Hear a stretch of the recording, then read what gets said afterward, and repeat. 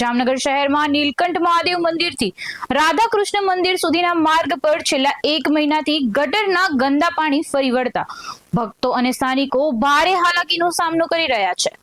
રસ્તા પર ફેલાયેલી ગંદકી અને દુર્ગંધને કારણે મંદિર આવતા શ્રદ્ધાળુઓ તેમજ રાહદારીઓ ત્રાહિમામ પોકારી ઉઠ્યા છે। સ્થાનિકોના જણાવ્યા મુજબ નીલકંઠ મહાદેવ મંદિર પાછળ આવેલા સરકારી નાવાના હોજમાંથી વારંવાર છોડવામાં આવતું પાણી ગટર છલકાવાનું મુખ્ય કારણ હોવાનું માનવામાં આવી રહ્યું છે। સ્થાનિકોએ તાત્કાલિક ગટર સમસ્યાનો કાયમી ઉકેલ લાવી સ્વચ્છતા જાળવવાની માંગ ઉઠાવી છે। મહિના ત્યાં નીલકંઠ મંદિરના પટાંગણથી માંડી અને રાધાકૃષ્ણ મંદિરના ચોક સુધી જે આ હોજનું પાણી આવતું હોય કે અન્ય કોઈ પણ વ્યક્તિઓનું ભૂગર્ભ ગટરમાં પાણી આવતું હોય અને એ ભૂગર્ભ ગટરમાં ન જાતાને બહારની સાઈડમાં પાણી આવે છે અને જે પ્રજાઓને નીલકંઠ મંદિરમાં અંદર પ્રવેશ કરવામાં ગંદકીઓની સાથે એમાં પ્રવેશ કરવો પડે છે અને એમાં પગ ખૂંદીને અંદર દર્શન કરવા જવું પડે છે।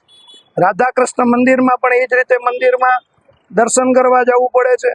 તો આ બેદરકારીનું જાણકારી અમે લોકો મહાનગરપાલિકાને કરી તરીકે ઓળખાય છે।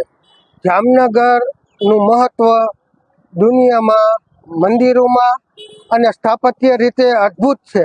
આપણે એની જાળવણી કરવી પ્રજા અને સરકારની ફરજમાં આવે છે। મોદી સાહેબે જે સફાઈ અભિયાન ચલાવે છે એમાં જો આપણે આ લોકો પ્રજા શું કરે એનાથી થાય એટલી સાફ સફાઈ કરે।